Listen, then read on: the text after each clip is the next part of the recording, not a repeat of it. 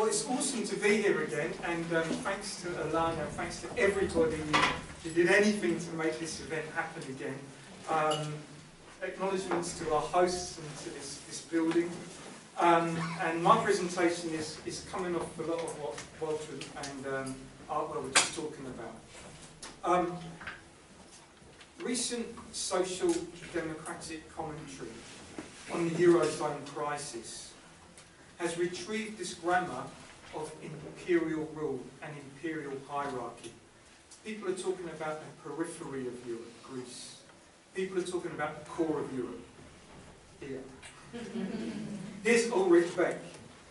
The EU, he worries, might become a European empire with a German stamp, and Merkel's sense of power conforms to the imperial difference between lender and borrower countries.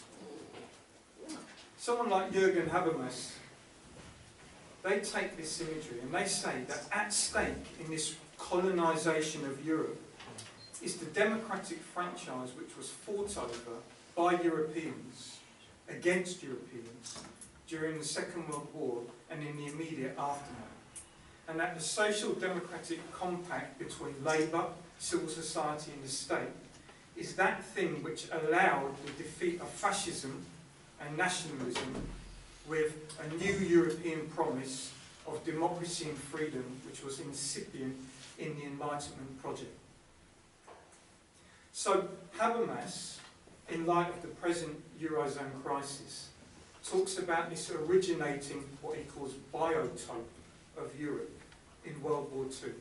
Social democracy versus fascism and nationalism.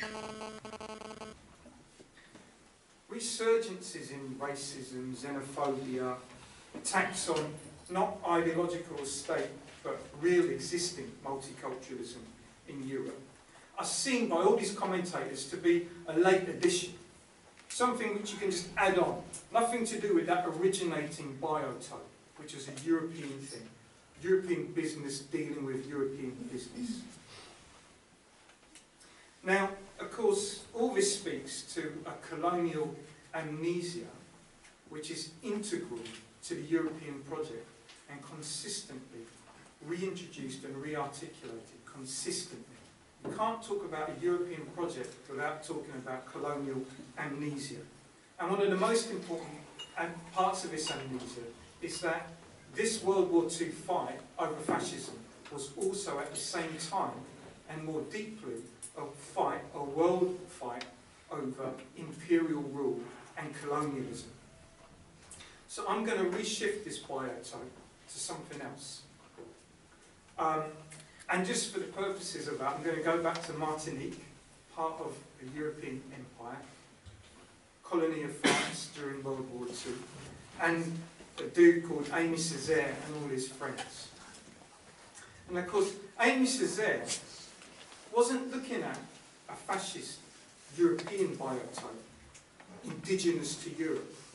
He was looking at an imperial biotype which had its coordinates across and through the Atlantic. It was a pan-African intention that Cesaire is building when he's thinking about how to decolonize this imperial Atlantic biotype. When he was young, Cesaire knew Garveyites, you know, Marcus Garvey, the famous Jamaican Pan-African leader.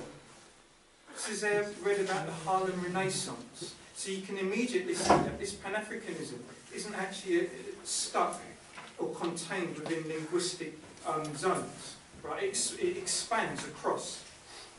Here's what he says.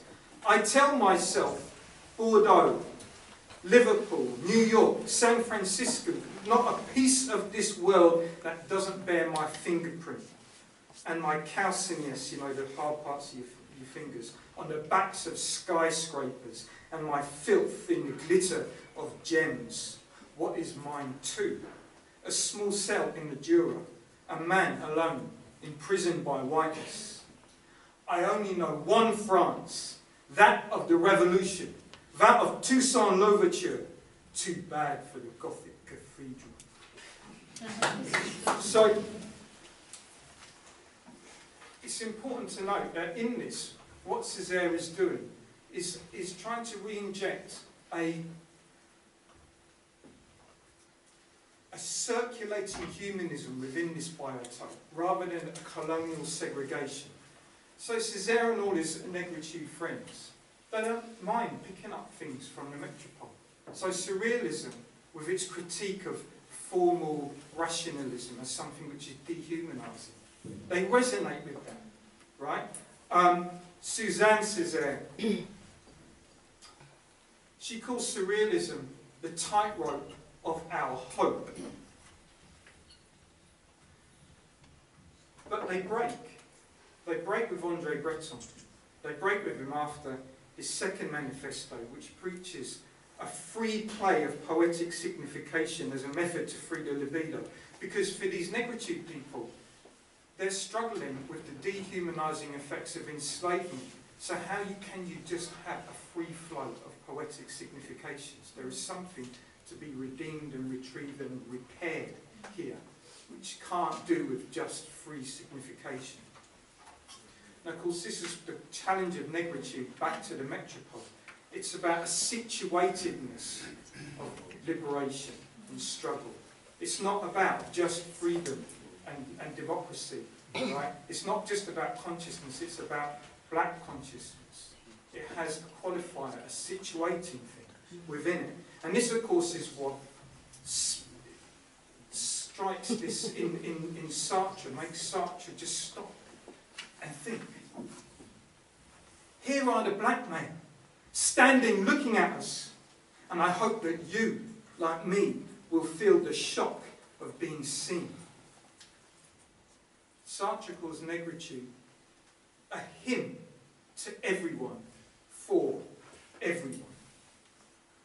Now, this situatedness, in actual fact, is really important because during the Second World War, it's in the colonies, the French colonies, where the struggle over freedom takes on a very specific manifestation, because it's in the colonies where fascism is reintroduced, right?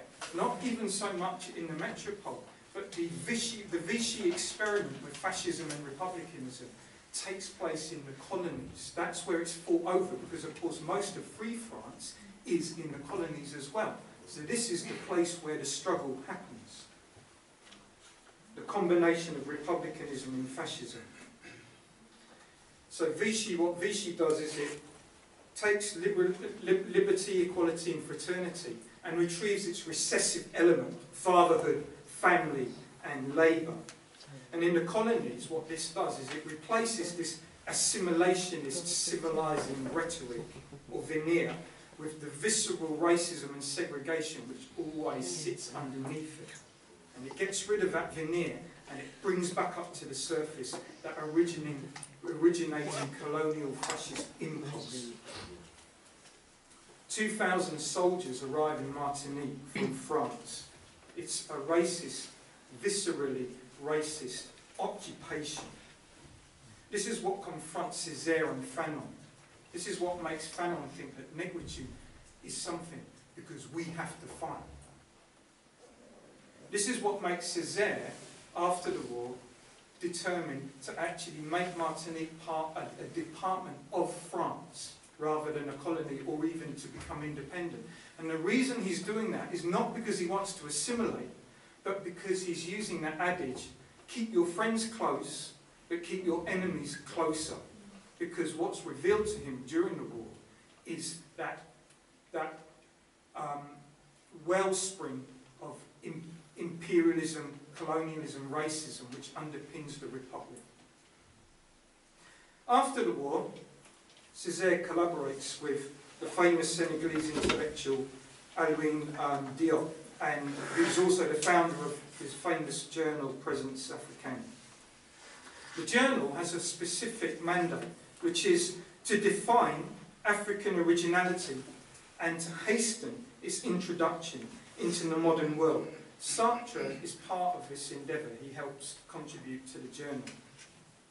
Sartre sees the journal like this. He hopes it would be amongst us, not like that of a child in the family circle, but like the presence of a remorse and a hope. The work on the journal leads eventually in 1956 to the Black Writers and Artists Congress in Paris, where various African American, Antillean intellectuals and artists convene in the Sorbonne, in the Descartes amphitheatre. The backdrop is Picasso's stylized African head, which is commissioned specifically for the Congress. Diop and Senghor specifically called this Congress the Cultural Bandung. 1 year later, the Cultural Bandung. Its purpose is to define and communicate the African contribution to the retrieval of humanism in the post-World War. The African contribution to the retrieval of humanism in the post-World War. And what they are doing is they're dealing with this retrieval by recognising that colonialism and fascism are the same thing, come out of the same structure. That's what the pan-africanism has to deal with. Here's Diop. He says, we must remember not only that we are not the only victims of racism, and of course he's talking about the Shoah and the Jews. Cesaire, of course, has written his discourse on colonialism by now, and that resonates in the Congress too. At the end of capitalism, says Cesaire, there is Hitler. At the end of formal humanism, there is Hitler. Levi Strauss sending a letter from the US, because Levi Strauss went through Martinique and saw what was going on in Martinique in World War II on his way to New York.